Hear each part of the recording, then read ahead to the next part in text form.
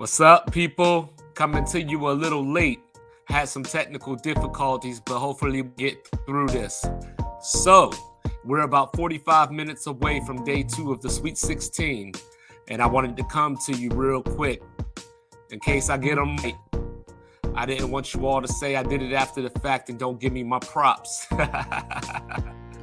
So last night, a 3-in record, FAU for spoiling that. But as always, we always got some quick notes to start the show. Coach Micah Shrewsbury of Penn State fame, State Penn, has accepted the job in South Bend at Notre Dame.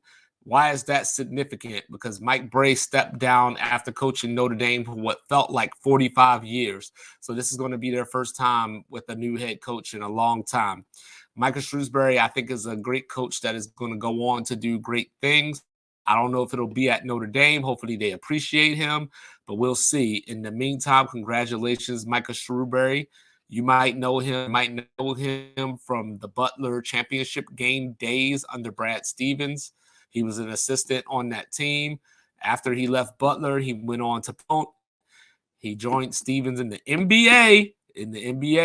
At Boston, he became an assistant coach on Brad Stevens' staff again and became the head coach at Penn State in 2021. Now, what I want to know is how many of y'all are watching the NIT? Who's keeping up with the NIT? Are you looking at scores? Are you actually watching the games? Because I'm here to tell you the NIT has reached the Final Four.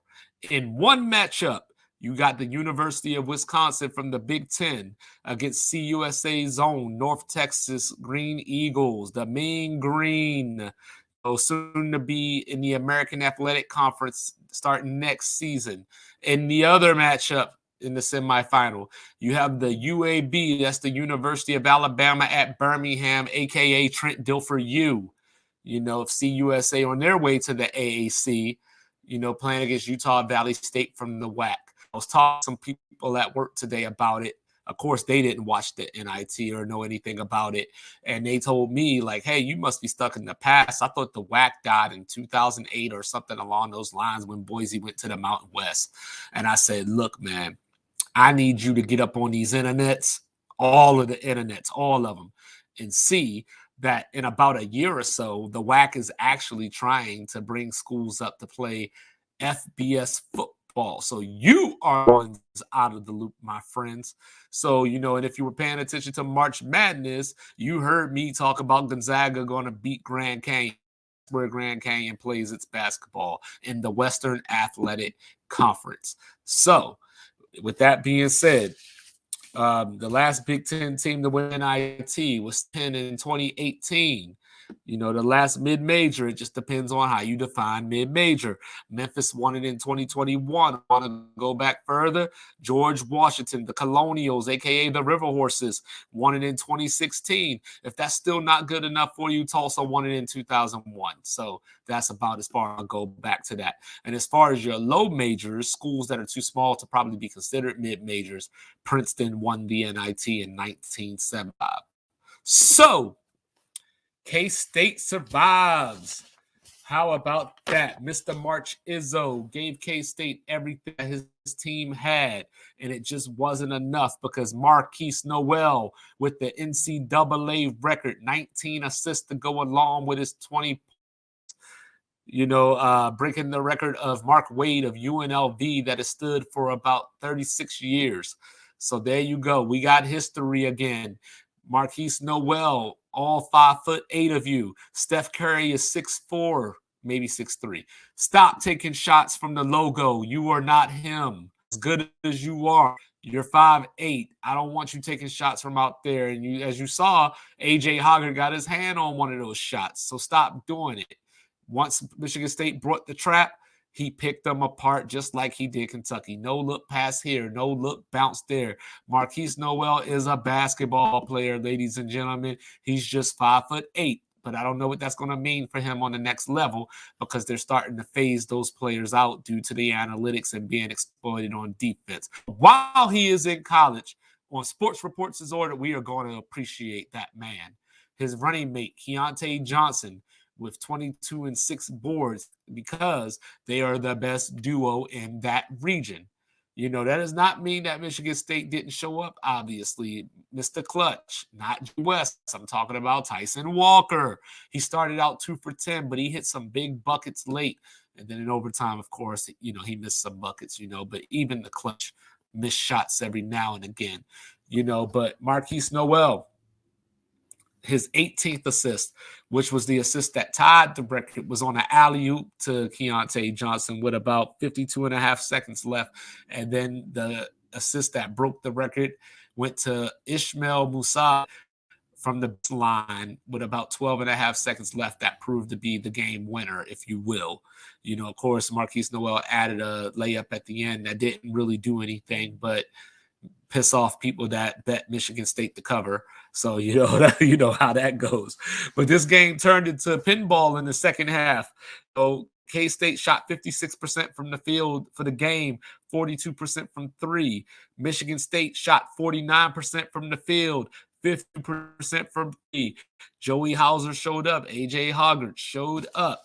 It just wasn't enough. Noel was the momentum killer. It seemed like whenever Sparty got back into the game, took the lead, tied it up, it was always him making a play, either scoring or passing the ball. And with that being said, we had a scary moment where he was helped off the court. I almost put my bracket in the fireplace, but he came back. But while he was out, Michigan State went on a 9-2 run, so I got a little nervous. I was also a little nervous because Kansas State missed 5 out of their first 10 free throws. They made the last 6 to make it better, but you can't miss half your free throws, Kansas State. And I love the dynamic between Jerome Tang and Marquise Noel, the point guard and the coach, just like quarterback and coach. Jerome Tang wants timeouts. Noel says, not now, watch me work. And then it worked out. K-State is moving on to the Elite Eight to play FAU in Madison Square Garden. We'll get to that later. There was an offensive rebound with about 5:40 left by Naquan Tomlin. He tipped it a couple of times to himself. By the time he secured it, the defender was behind him, and he had a wide open layup. And it was just one of those plays that a few inches here or there can determine the game. Kansas State is now 5-0 in overtime, which just shows their intestinal fortitude, and it shows that Jerome Tang has this team clicking and following his instructions. So, the whole time overtime was going on, all I heard was Alexander Hamilton playing through my head. Who lives, who dies, who tells your story? This is March Madness. The madness is here. So, with that being said, Spurs missed a free throw with about 39 seconds left. They got fortunate on that play. They got lucky on that play in the first place. They were fortunate that the foul occurred before the shooter went in shooting motion because it was a 3-point attempt, but the foul was called on the screener. So, it was 2 shots instead of 3, and it ended up being a 1-and-1 instead of a shooting foul. So, therefore, there you have it. They got the one shot, missed it, and it met everything. Kansas State was able to get a 3-point lead instead of possibly having a tie game or a 2-point lead where Sparty could have got a better play late. And it wouldn't be Marquise Noel the hero if he didn't strip the ball on Sparty's last attempt to win or to tie the game and send it into double overtime. So Kansas State survives, ladies and gentlemen. Now, I got to eat a little crow. I picked UConn to win, but I've been telling y'all about how UConn always blows it whenever we give them the expectation. But UConn might just be back. They are in the Elite Eight, ready to match up with Gonzaga, not UCLA, Gonzaga, because UConn put the mollywop on the Razorbacks. Nick Smith played a little bit better. He ended up with 11 points and 2 rebounds, so he still didn't really do anything. But Anthony Black showed up like I thought that he should have. It just wasn't enough. UConn came out like gangbusters from the opening tip and said, hey, we heard what 2-5 said about these slow starts, and it's not going to happen tonight. So in the first half, at halftime, I brought up Debo Davis and I brought up Ricky Council, and they shot a combined 2 for 9 in the first half. That was going to get it done. Arkansas as a team shot 10 for 30 in the first half. also wasn't going to get it done. So there was no suspense in this game at all. As soon as it got to halftime, UConn had a 17-point lead, and it was insurmountable. Arkansas was not going to bring it back. And here's a couple of more first half stats that showed me that this was not going to be a game. So UConn went into halftime with a 15-4 rebound advantage. They ended up plus 12 on the boards. Not going to you that way with Sanogo down there. And also UConn had 10 assists to 4 at halftime, and it finished 22-7. So they expanded their assist lead on Arkansas and ended with a bigger margin than they started with at the half. So Arkansas, moves on to next season. Nick Smith is probably going to be in the NBA. He's a projected top 5 pick. I don't know if he hurt his stock. You would like to think so, but, I'm not a scout. So, I think he's still going to go top 5 from everything that I'm reading. He's getting these Drew Holiday comparisons, but it's all about UConn. Mr. Hawkins came through with 24. So it wasn't just the Sanogo show. UConn just put it on Arkansas like they stole something, and the game was never in doubt. Which brings me to Tennessee and FAU. The Owls are in the Elite Eight. Never won an NCAA tournament game for this season. Isn't that remarkable? And they are now 34-3. So they are not, I repeat, are not Cinderella. FAU showed that they belong here. Tennessee did all the things that I said they were going to do. They leaned on them, but FAU had to do the little things. They didn't get a lot of transition, like I said. They weren't necessarily that great at the free throw line, like I said. But at halftime, they went into the half with a +5 rebound margin. So that's how they stayed in the game, even though they had shot 14 in that half from 3. The good news for them was that Tennessee is inept and shot 31% as a team and went on about a minute drought to end the half. My guy Olivier Kamwa, scoreless in the first half. And all I did was confirm that Rick Barnes is not the coach you want to lead your team in the tournament. He's got that Matt Painter in him. This had nothing to do with my theory about the refs calling a different game for Tennessee. They just were not very good. And for Rajon Lewis's sake, homie, I'm hoping Josiah James gets up out of there and goes somewhere else. He has another year of eligibility, and Rick Barnes does not deserve to coach that talent. FAU only had 2 free throw attempts in the first half, and they 9 turnovers, compared to Tennessee's 2. So it was just the little things that they did to stay alive, and they took the lead about 6 minutes left, and before I blinked, it was a 10-point lead, and I knew it was over because Rick Barnes cannot coach an offense to come back from 10 behind. Maybe Bruce Pearl could have did it, Tennessee fans. I'm sorry for the shot, but I had to. But, it's just one of those things. Rick Barnes is not a March coach. I mean, the guy lost in the second round with DJ Augustine and Kevin Durant. What do you want from me? You should want better from your coach in spite of what you want from me. And then the game of the night, just like we thought it would be, UCLA and Gonzaga. I don't know how these teams do this, but I told the story about 2006 and Adam Morrison crying on the floor, right? We almost had it again because UCLA went into the half with a 13-point lead. They had 15-2 advantage in points off turnover in the first half. Drew Timme was the only person that showed up for Gonzaga. He's got 1 more year of eligibility as well. He scored 15 of Gonzaga's first 19 points and announced himself that we are not going home tonight, and if we do, it's not going to be because of me. But something odd was happening. UCLA were hitting all these shots. I said, who is this team? Did Aaron Aflalo all of a sudden get some kind of eligibility back? Is Kevin Love out there? Like, what is going on here? So I was recording last night trying to bring this to you all. So I was watching the game. I was there. I was going to give play-by-play. And then, technical difficulties took over. So, UCLA at one point had a 10-point lead. Gonzaga went on an 8-0 run. Then UCLA finished that off with a 13-2 run to go into halftime. Gonzaga with 9 turnovers at the half, UCLA with 1. And remember, I gave you the number 75. UCLA scored 76, and it still wasn't enough.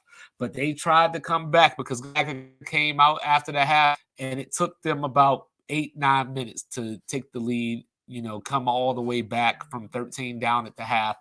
And this is what Gonzaga does. I would love to see Gonzaga against Alabama, fireworks galore. But UCLA came through because Gonzaga wants it. They started missing free throws. So UCLA started coming down the court. Jaime Huckers, he just started taking over. Tiger Campbell much better. Amir Bailey hit some timely shots. So it was looking good for UCLA, and I was biting my fingernails because my bracket was about to be in trouble again. Still, at this moment, have all 4 of my final 4 teams left, so I was biting on those nails. But then Julian Strother, he shot it from the first S in March Madness, with about 7 seconds left. And everybody is trying to credit Fu. He wanted him to shoot it from there because they could have got the long rebound. I was looking at that play. There was no way Gonzaga was going to get that rebound. So that man just laid his kahunas on the floor, took the shot to send UCLA home. So congratulations to Gonzaga. Your reward is a matchup with UConn. So, at this point, I don't know what to tell you, but, so of course, if you know my bracket or whatever the case, I'm going to take K-State over FAU, and I'm going to take Gonzaga over UConn, even though I don't feel as confident as I did previously to that. But we got some games tonight starting in about 29 minutes. So I got to get through this, y'all. Bear with me.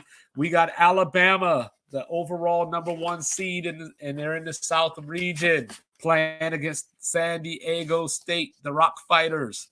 So Alabama they're second in the nation,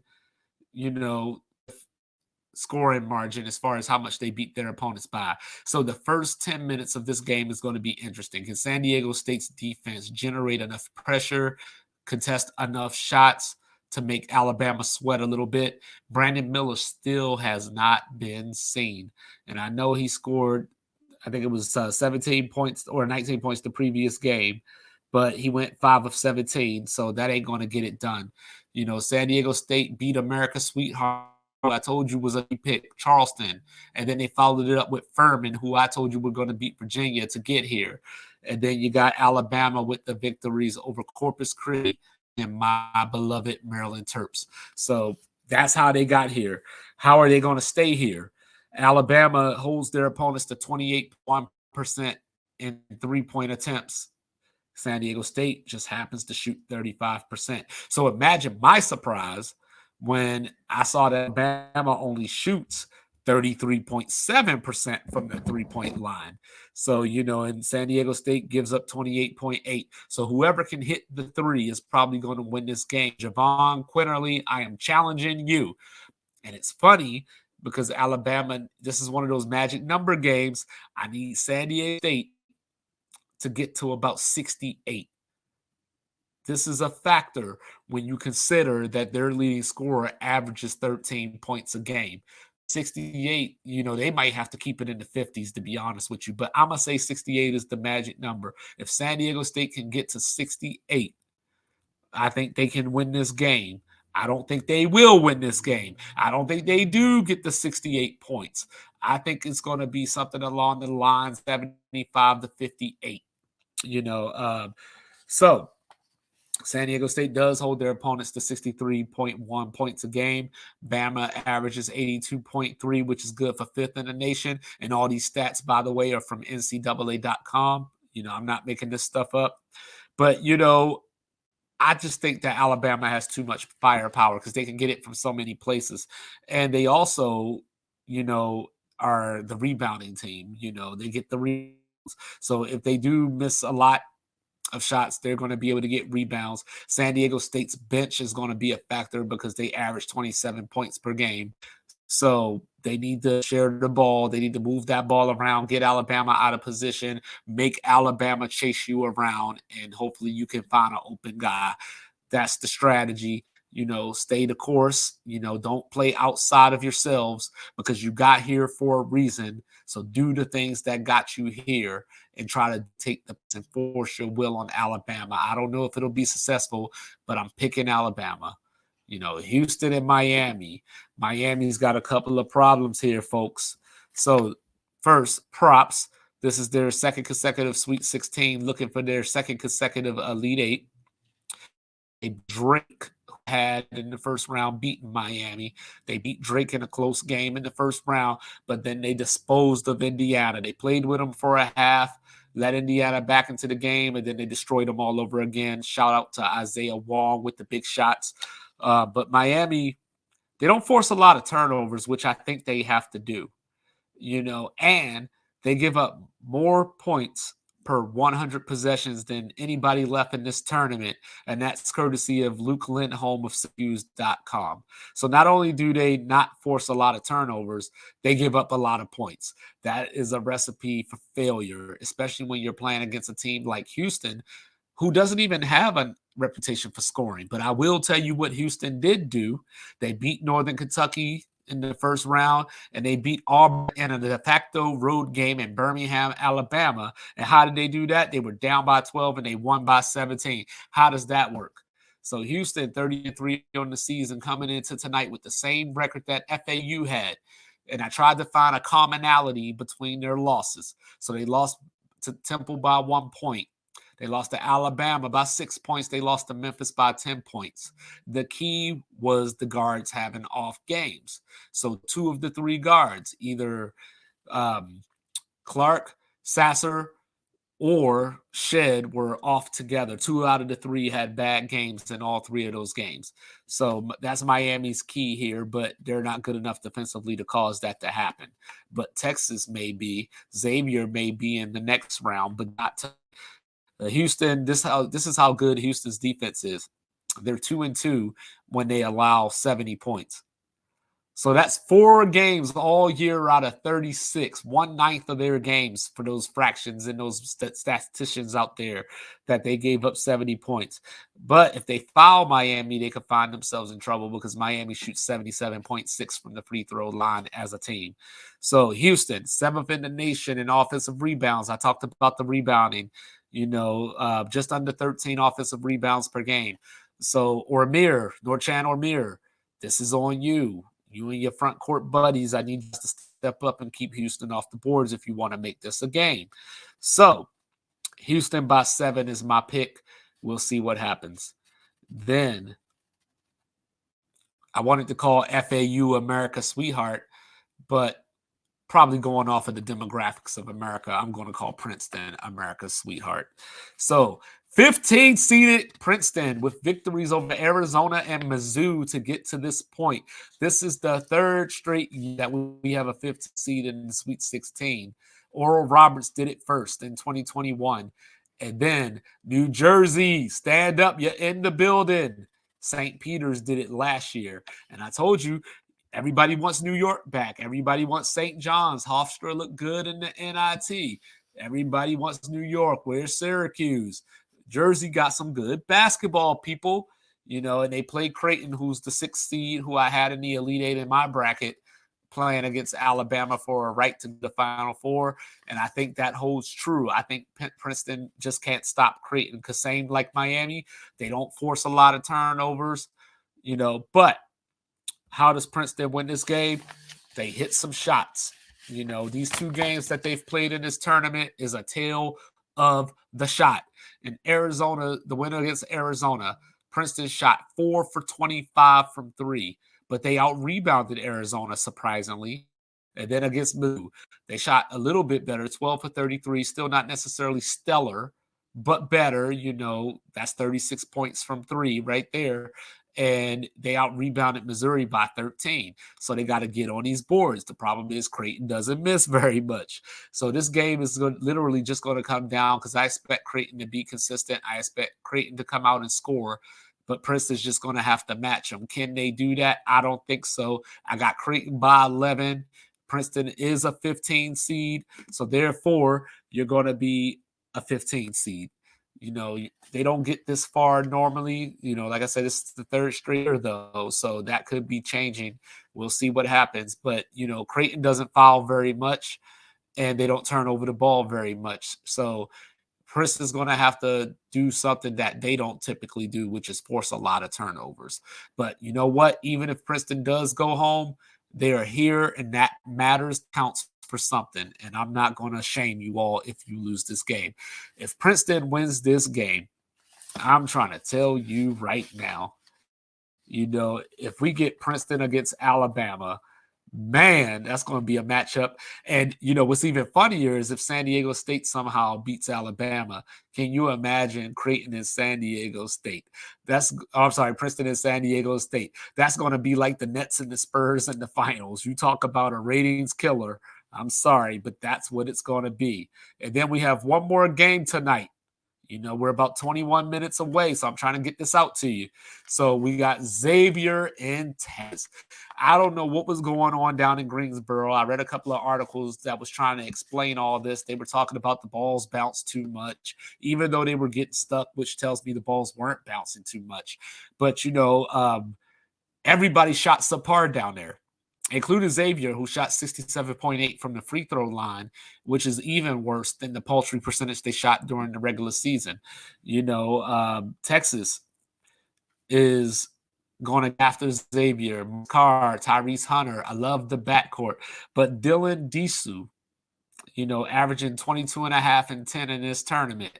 So he shoots 71% from the floor. So maybe if Xavier holds him to 60%, they'll have a chance to win this game, right? So they played twice in the tournament before, 1990 and 2004. They split those matchups. None of that matters right now. I just thought it was a cool thing to talk about and bring up real quick. So to gear, Xavier struggled with the Kennesaw State Owls. Something about those Owls this year. And then they beat Pitt, who didn't belong but got there. And then Texas on the other hand, beat one recommended by dentist, Colgate. And then they took out State Penn in the second round. So for the fact that they struggled with State Penn the way that they did, Xavier reminds me of a better version of that team, with a better coach. Even though I like Michael Shrewsbury, Sean Miller is back in Xavier. So just going off of the coaching matchup, I'm going to take Xavier to win this game by 2 or 3. It's going to be a late game, maybe a buzzer beater, maybe like something along the lines of Gonzaga, UCLA without the theatrics, because they're not those type of teams. But with that being said, Texas, do not move on from Rodney Terry if you lose this game. He's already gotten you as far as Chris Beard would have got you. He got you a 2 seed. He won the Big 12 tournament. He put the demolition on Kansas twice within a week and a half period and won the Big 12 title, tournament title. So Texas, Rodney Terry, keep that man as your head coach. I feel like he's done enough to earn the job, especially considering the mess that he took over from with Chris Beard biting people, and getting away with it. So, Texas at this point, a lot of people are hoping, myself kind of included, that they met Houston on Sunday, because the winner of that game will not only go to the Final Four, but as I've told you before, the Final Four is Houston this year. So I want that game. Both of those teams are going to claw and scratch. Houston always says Texas avoids them, whether it's football or basketball. So I would like to see that matchup. But looking at the coaching matchup here, I think I like Xavier. Xavier in close games, they have 9 losses this year. 7 of those 9 losses were by 5 or less. So they are tested in crunch time, and I don't think that'll phase them unless they have to shoot free throws. Xavier is only shooting 29.4 from 3 in this tournament. I think that goes back to Greensboro. I think they'll shoot a little bit better tonight, but Xavier is the benchmark of consistency. Not do they hit 7.4 threes per game, but they give up 7.4 threes per game. So can Texas get enough to can open up the floor with Disu? But if those shooters aren't hitting shots, Disu's going to have a long night. So, like I said, the next thing, Sule Boom. Say it with me. Sule Boom is a 40% three-point shooter, so I expect him to get back on track tonight. And, of course, Xavier has Adam Kunkel, who I think he's the key to this game for Xavier as far as their offense goes. If Kunkel plays well, he only averages about 10.6, but when he plays well, Xavier plays well. So that's the key for Xavier. So just to recap, right?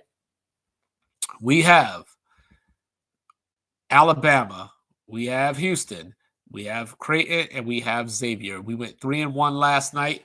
We'll see what happens tonight. And, of course, The Elite Eight is here. The madness is here. So tomorrow, K-State FAU, UConn Gonzaga. We're starting to whittle down here. Regional finals. The winners go to the Final Four. So I am 2-5, a.k.a. Mike Wilson. Sports Reports is ordered. We'll be back shortly. And I just sign off. Have y'all have a good night. Enjoy the tournament. We'll be back here for the Elite Eight. And I love you, America. And we're out.